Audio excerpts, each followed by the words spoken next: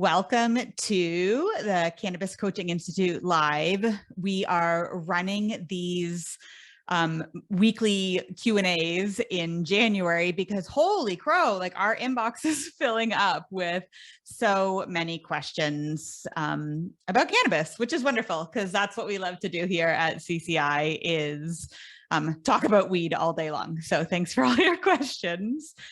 The format of this Q&A, it actually worked out to be almost all of our stuff, not all, but we had an overwhelming amount of questions about anxiety come through on this one. So we decided to kind of focus it that way. We're happy to be here. I'm going to start with a quick disclaimer. First of all, we are not healthcare professionals. This is not meant to be taken as medical advice. We are just here to spread the good word of weed. And Corinne and I are just right now, 2 minutes ago, getting off the horn with Dr. Bonnie Goldstein, who wrote Cannabis Revealed and Cannabis is Medicine. And what did she say at the end there?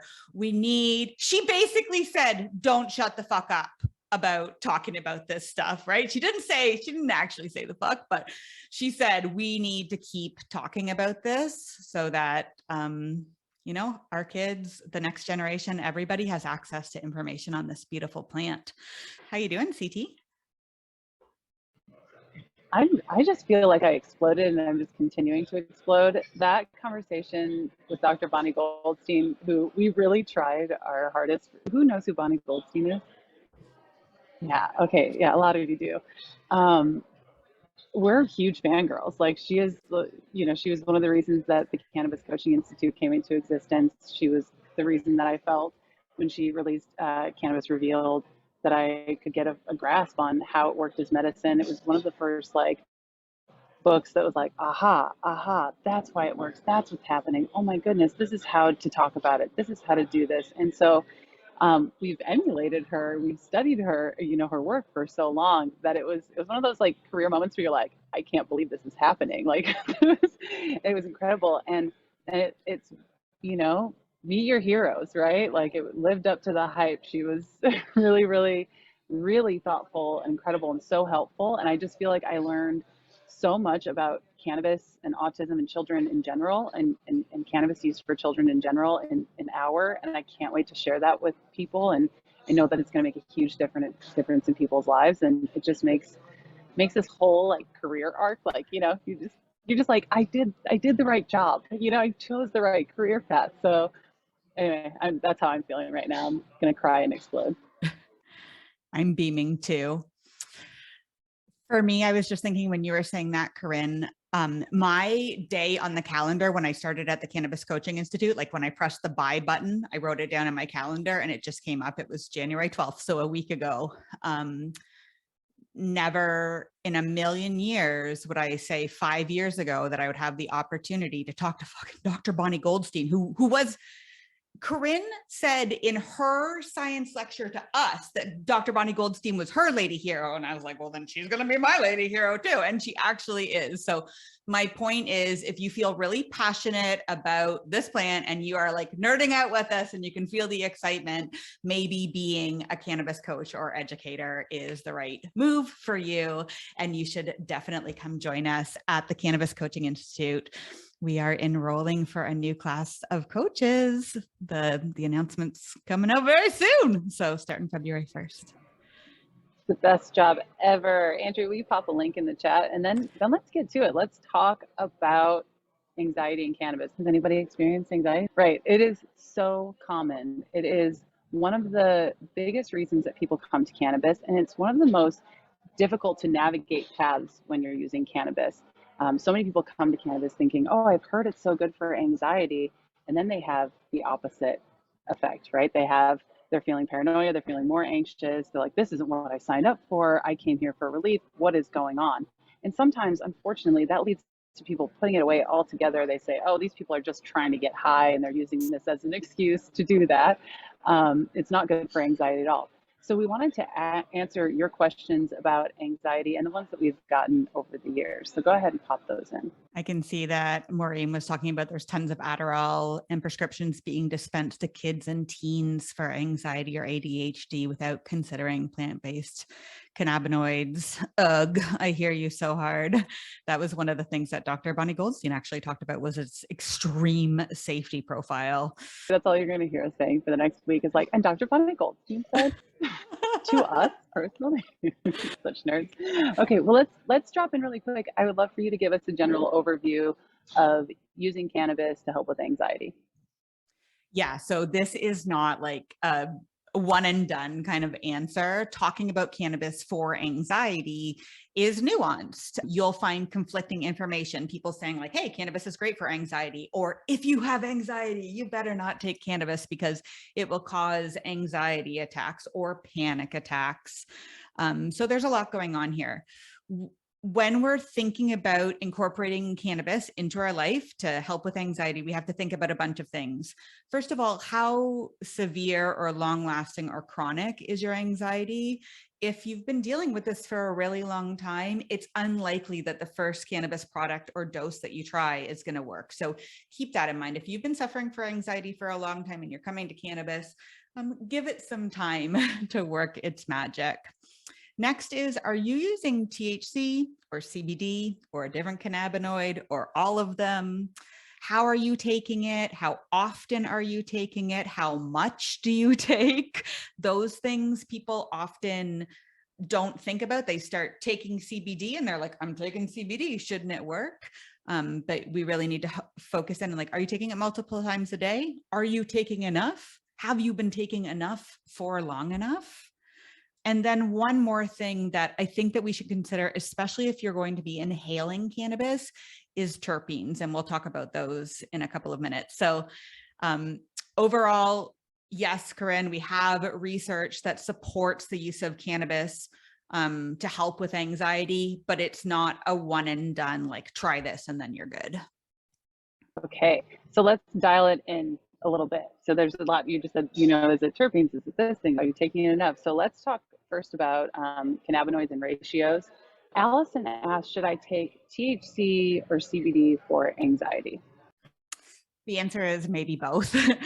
THC is the one that you're going to be much more cautious with, because we do know that THC, maybe you've had the experience. This is why many people shy away from cannabis in general, because they tried it, once when they were a kid at a party and they got really anxious, and that was an overwhelming feeling. But we know that in low doses, THC can be really helpful for anxiety. What do we mean by low doses? Because I hate when people say that and then don't tell me what a low dose is. I'm talking like 1 milligram of THC or 1 puff of a THC rich chemovar in your joint or your bowl or your dry herb vaporizer. But in general, when we think about anxiety, the first compound I think about is CBD. Again, CBD, great safety profile. You can take a heck of a lot of it and not really experience any negative side effects, unlike your anti-anxiety prescription medications.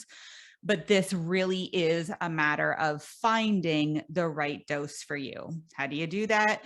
You start with a low dose, and with CBD, again, we're not doctors, but with CBD, a low dose of CBD might be around 5 or 10 milligrams, or 2 or 3 puffs of your CBD rich cultivar. You start with that and you wait and you see, like, I'm going to take this dose for 3 days, 4 days. Dr. Bonnie Goldstein just told us personally that it may take 6 days to feel an effect. And then if you're not getting the relief you need, then bump up a little bit. That gets expensive though.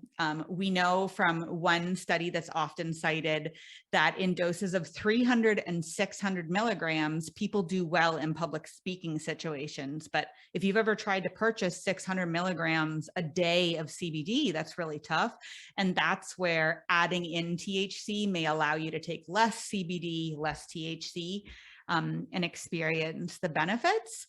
And then we don't have much information on CBG, but anecdotally at the Cannabis Coaching Institute, I hear this all the time, because you lovely Americans have easy access to CBG, that can be really helpful with mood as well. And it is also non-intoxicating. So yeah, lots of things going on. And one thing I want to point out is that each of those cannabinoids, THC, CBD, and CBG that we just talked about, work on different things happening in our body. So when you're consuming THC and CBD together, they're not both like reaching the exact same thing. They're working on different things at the same time simultaneously. So you have to treat this as your own personal experiment. Dr. Bonnie Goldstein just told us that Dr. Ethan Rousseau did this study about CBG. It was just a survey, which is still very valuable, and just across the board. It was anxiety, sleep, all these different benefits, depression as well. So CBG, while we don't have a whole lot of clinical research about it, there is definitely emerging anecdotal and survey responses that are showing that it can be really helpful. And like Andrea said, it's about the idea of starting to think of this like holistically, this plant and your body, right? You're starting off with with CBD, maybe with a little bit of THC, and seeing how that goes for 6 days, and like really giving yourself the time to feel it out and see how it's actually working for you.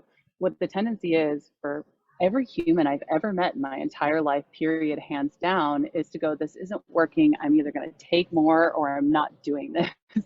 Like, and usually take more is not like, I'm going to incrementally, slowly experiment with adding now CBDA for a week. It's like, I'm going to do CBD, THC, CBG, all these things all at one time. And then you're tracking, a lot of times people like to track their anxiety, their sleep, their all these, all these different things. It's not an effective way to go about this in the long term, right? The slowly is usually the quickest way to get anywhere. And when Dr. Goldstein was talking to us about how she works with patients for a year, and she's like, we'll get there in a year. And I thought, oh my goodness, like that is such an interesting thing. Like if someone told me it's going to take a year to get there, I know my mind would go, no, let's do it all now. It's going to work now. I'm going to go to the gym today and I'm going to be buff tomorrow. Everyone's going to notice. We'll walk down the street, and that's not how it works. So starting off and being more patient about it is, it's a lesson in and of itself for people with anxiety. Andrew and I have both experienced anxiety. We know what this feels like. And it's so much of the, like, getting something going because the future is uncertain. We don't know what's going to happen next, or like, oh, there's this thing that we fucked up a while ago and that's just chasing us down, and we're just kind of caught in this in between.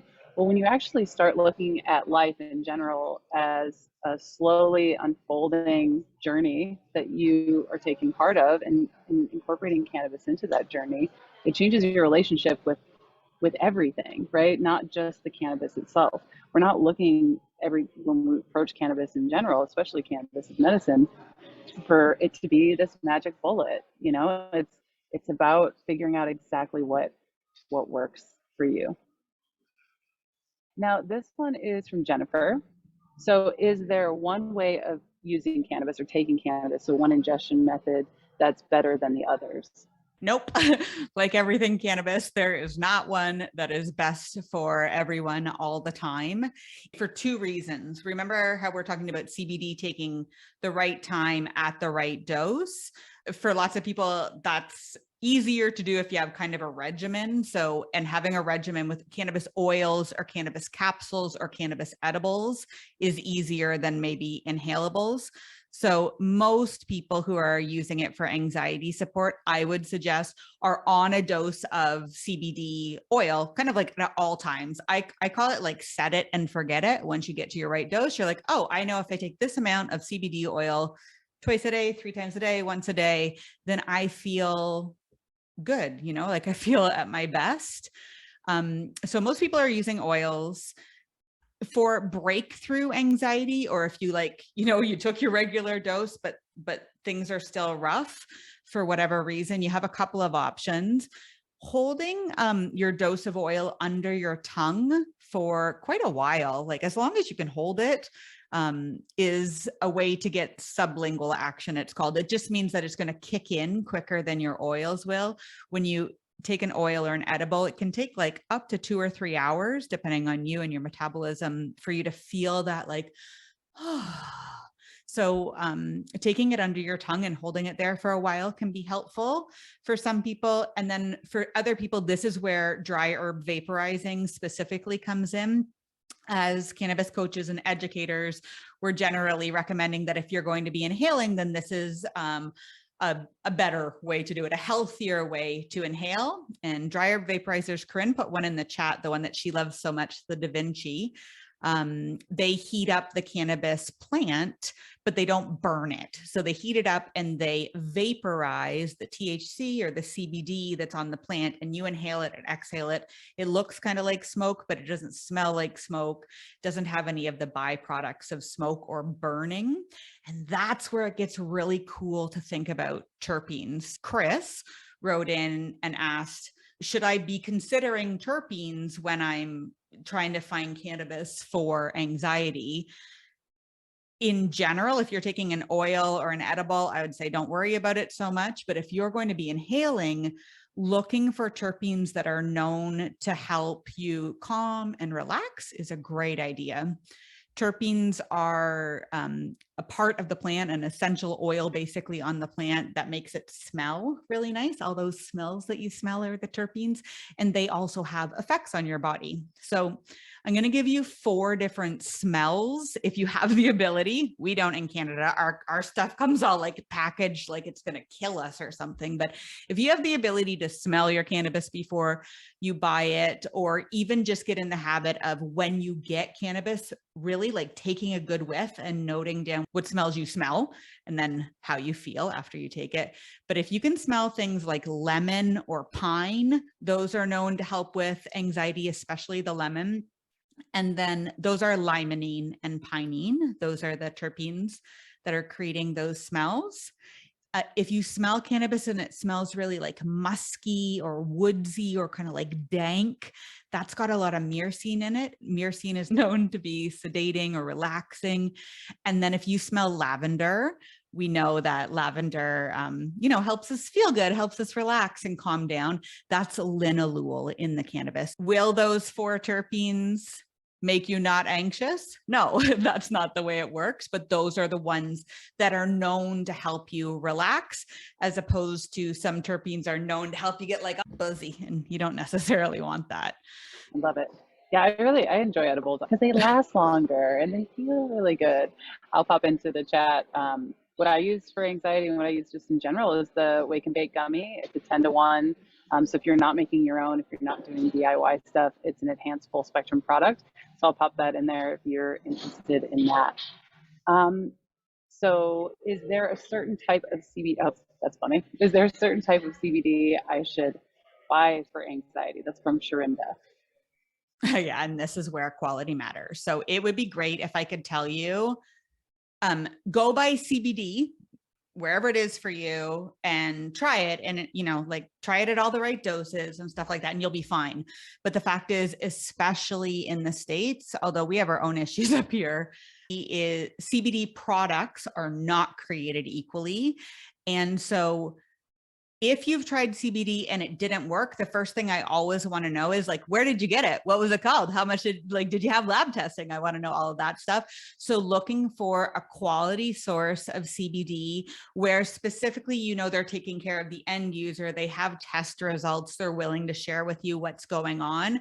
That's number one, is quality, because there's a ton of really crappy ones out there. So yeah, we recommend the CBD over at Wake and Bake Hemco. You're lucky in the States. There's lots of good operators out there. And in Canada, in our regulated system, our stuff is all tested. It's not all great, but it's all tested. I wish I had a much better answer for you. Michelle wants to know, will I still get the terpene benefits in my edibles? So if I take flour, grind it up, and then blend it in melted chocolate. So if I use like a whole plant, if I don't, I'm curious, it doesn't sound like she's talking about decarboxylating it at all. So will you get the benefits from eating it? This is another question that we talk about all the time at CCI. Do terpenes matter in edibles, in oils, that kind of thing? Let me tell you it from 2 different perspectives. This has been my pet question since I started at CCI. I also really like edibles. And wanted to know if it would have a big effect, but I'm also not super sensitive to cannabis, like to THC, to anything in general. So I could never tell, I'd eat like my my uplifting cookie or something, and I wouldn't necessarily know. So I started asking every single scientist I could, do terpenes in specifically homemade edibles, do they matter? And every single one of them has said no. By the time you decarb, now, if you're not decarbing, it's a different story. But by the time you decarb in your oven and then maybe you recook it in whatever you're cooking it in, and then you eat it and it goes through your digestive system. And to start with, cannabis has super low amounts of terpenes in the beginning, and some of them have volatilized off. So all the scientists I've talked to have said no. And I was like, walked in with my science pants on. And then CCI students over and over and over again tell me, yes, if I make cookies out of a cannabis cultivar that I find uplifting or sedating, I will have that effect when I consume it. So the answer is, I do not know. We love that answer. But it is true. It's really interesting. I've done some just making edibles from certain cultivars and sharing them with others, and people will tell me, this makes me sleepy. This makes me feel more energized. And I haven't told them. So like, obviously I don't have any research, but the more I was getting that feedback, the more I was like, maybe there is something more to this. We really don't know. So I think I still taste the flavor and smell of the flower when I do a home oil extraction. So, that would lend to those terpenes still being in there and those flavonoids still existing, but whether or not they interact, it's just an unknown. It's fun though, isn't it? It's fun to not know. We're gonna one day when this answer comes, we're all gonna feel such a sense of relief. We're gonna be like, oh, we all know now. Remember when we've been asking this for 10 years? Like, there's so many things in cannabis that, I started doing this over a decade ago, and like the things that we know today that we had no idea about. Like Dr. Bonnie Goldstein said to us, just half an hour ago, that we really need to stop saying things, and we really need to get on each other when someone says, well, there's just not enough research about cannabis. Like, there's so much research that it's difficult to keep up with. We're lucky to have tools like CannaKeys that digest this research for us, but we know so much more than we ever have before, and that's going to continue. It's just going to keep growing from here. And so one day, I really hope that we have the answers to these questions. And as a consumer, and if you work in cannabis professionally, if you're here in that realm, like, asking these questions actually kind of drives this conversation. Like, you might think, oh, well, it's just something I'm thinking. Like, asking these questions out loud to people, like, it has ripples, right? We've seen where these conversations that were like, I'm the only one who's thinking this in my head at home, and then you have a conversation that ripples out, and that's a lot of times what scientists study, especially the scientists who aren't just in it for like pharmaceutical research. They're like, oh, people are all asking this question on the internet. Let's get the answer. So get out there and don't shut the fuck up and keep asking these questions. Andrew, where did you learn all this stuff that you learned about cannabis and anxiety? Well, I learned it from the lovely Corinne Tobias. No, for real. That's where it started for me, was like knowing that cannabis worked for me. And then I joined CCI and have not been able to stop talking about it since. Like Corinne said, there are so many resources. We are so freaking lucky to live in 2023 with the internet and everything that brings with it. It also means that the flood of information is too much sometimes. So if you are really curious about cannabis and you want to know way more about how and why it works, if you want to get out there and not shut the fuck up, we have a free class. Some of you have taken this free class before. We're going into a really special season where we're doing the thing called what we like to call the 3 Steps Challenge. The class is 3 steps to launching a successful cannabis business. You can join it, the link below, and go through this class. It's a video series where you connect with why you love cannabis so much and why you want to do it as a career. We also go through and you actually build a business plan. You've got an outline, you've got this whole workbook to work through, and I walk you through it in 30 minutes. You put together this business plan that you can move forward with and take action on. And then we also go through some of the most common challenges, some of the things that over the past decade and in training hundreds of coaches at CCI for 500 years, and not just coaches, business owners in cannabis, we've seen come up again and again and again. So if this is something that you want to be doing, if you want to be on Q&As and talking to Bonnie Goldstein in X amount of years, that's something that really lights you up. Or if you just want to learn as much as possible about this plant, go to the Cannabis Coaching Institute, check out our programs. We would really love for you to join us this year. February class is always the best class. Is there anybody from Feb class last year or any of the years in here? Yes, I think there are. I think I see a couple. Feb class is notoriously the best class to be in at the Cannabis Coaching Institute. The energy is incredible. So go ahead and do the 3 steps launching a successful cannabis business. Alrighty, we will see you next week. We're doing these every Thursday now. Getting together with you and doing different topics. So if you have a topic idea, questions that you have about cannabis, you can always email support@wakeandbake.co. All right, thank you all so much for coming today. We appreciate you. See you next week.